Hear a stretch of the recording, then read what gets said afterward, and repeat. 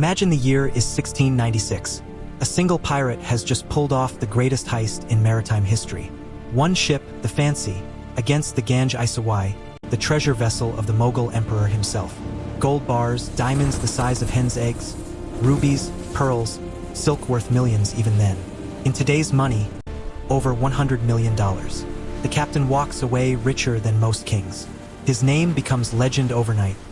Henry Every. They call him the King of Pirates. Now picture this. He has enough wealth to buy forgiveness, to bribe officials, to live quietly in any port in Europe. He could sail home to England, pay off the right people, vanish into a comfortable life. Yet he does not. He disappears. No trial, no execution, no grave. No one ever sees him again. Why? When a man holds more treasure than he could spend in 10 lifetimes, why does he choose to vanish instead of returning home? What kind of fear or what kind of freedom is so powerful that it outweighs family, safety, society itself? And he was not alone. Years later, when King George offered pardons to hundreds of pirates in the Bahamas, many accepted. They went back to farms, to wives, to ordinary days. But some did not. They sailed east, past the Cape, past the known world, to the remote shores of Madagascar. There they built small settlements, took local wives, tried to farm. And most never returned. What does it mean to choose exile over home? Is it truly a choice? Or is it the only path left when the life you lived at sea has made home impossible? The ocean has always offered escape. But for some pirates, the real escape was never coming back. Henry Every was no ordinary pirate. In 1695, he led one of the most audacious raids ever recorded. The capture of the Ganj Isawai, a heavily armed Mughal treasure ship carrying pilgrims, gold, and jewels worth a fortune that dwarfed even the richest Spanish galleons. The loot was staggering. His crew divided it fairly according to their articles. Every himself took the largest share, but every man walked away wealthy beyond imagination. For a brief moment, they were untouchable. The East India Company raged. The Mughal emperor demanded justice.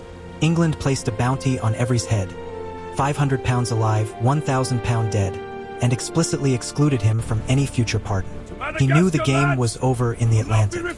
Returning home meant certain arrest, trial, and the noose. So he sailed south and east, vanishing into the Indian Ocean. Some accounts say he reached Madagascar. Others claim he slipped into a quiet life in the American colonies under a false name. The truth? No one knows. After 1696, he simply ceased to exist in any record. But Every's disappearance was not unique. 2 decades later, in 1718, Woodes Rogers arrived in Nassau as governor with a royal proclamation. A general pardon for all pirates who surrendered within a year. Hundreds took it. They burned their black flags, handed over their ships, and tried to become ordinary men again. Yet a stubborn few refused. They gathered what remained of their crews, loaded their vessels, and sailed for the one place the Royal Navy rarely ventured, the remote, lawless shores of Madagascar. There, on Isle Sainte Marie and other hidden bays, they attempted to build something new.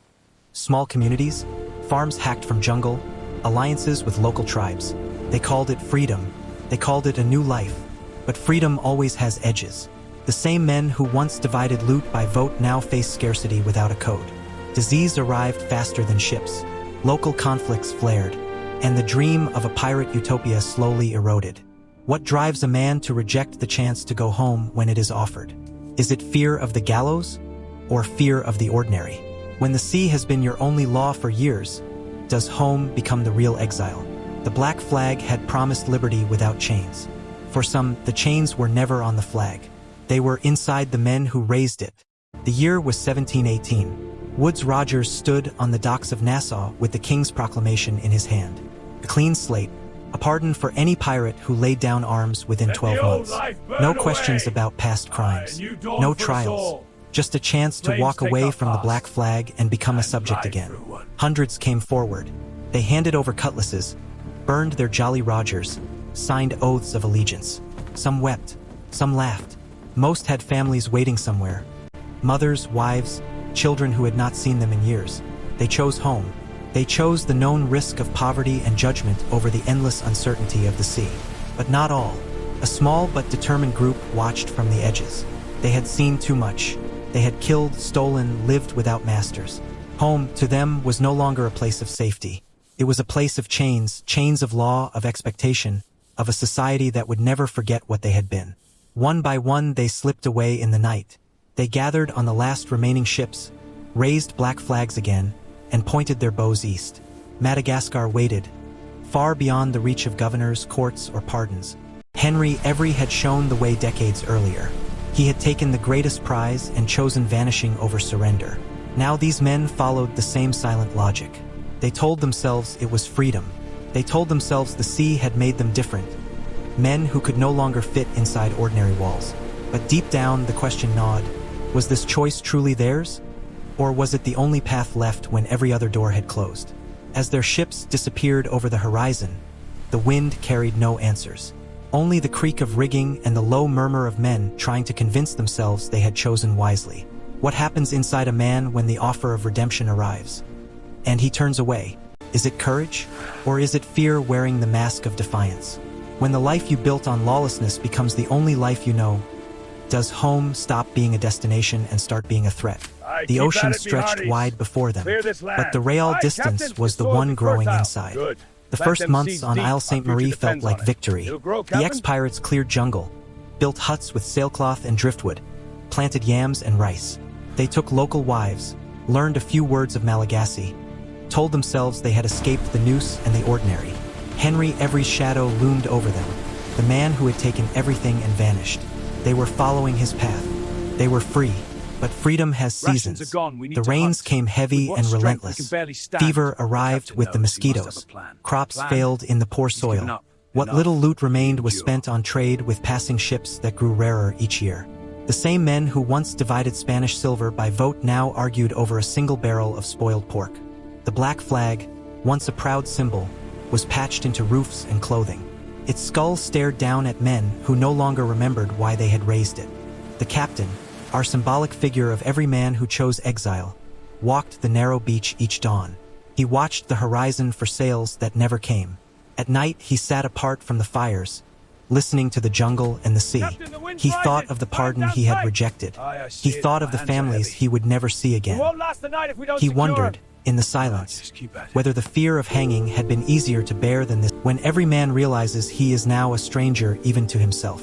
The sea kept rolling in, indifferent, and on that narrow strip of Madagascar sand, the exiles began to understand the true weight of never going home. The years blurred on Isle Sainte Marie. Huts rotted. Children grew up speaking Malagasy more than English. The black flags faded into rags. Some ex-pirates died of fever. Some drifted away on passing ships, chasing rumors of new pardons. A few stayed until the end, buried in shallow graves under palm trees, their names forgotten even by the men who dug them. Henry Every's fate remained a ghost story, whispered in taverns, speculated in pamphlets, never confirmed. Did he die rich and hidden? Did he end poor in some Devon cottage, regretting the choice that made him a legend but cost him everything human? Or did he find the only peace possible for a man who had stolen from an emperor, the peace of never being found? The men who followed his path learned the same bitter truth in their own way. Exile was not escape. It was continuation. A life without end or forgiveness, where every sunrise reminded them of what they had rejected and every sunset asked why. They had chosen not to go home because home had become impossible. But in choosing exile, they discovered that impossibility had followed them across the ocean. And so the question turns back to the quiet places inside us all. If you stood on that dock in Nassau in 1718, pardon paper in your hand, black flag burning behind you, would you sign? Or would you walk away, knowing the sea might forgive you, but home never would? What is home, really, when the life you lived has made you a stranger to it forever? Is exile punishment? Or is it the final, honest act of a man who refuses to pretend he can ever go back? The ocean still waits. It has no answers, only echoes, and sometimes the loudest echo is the one we carry inside.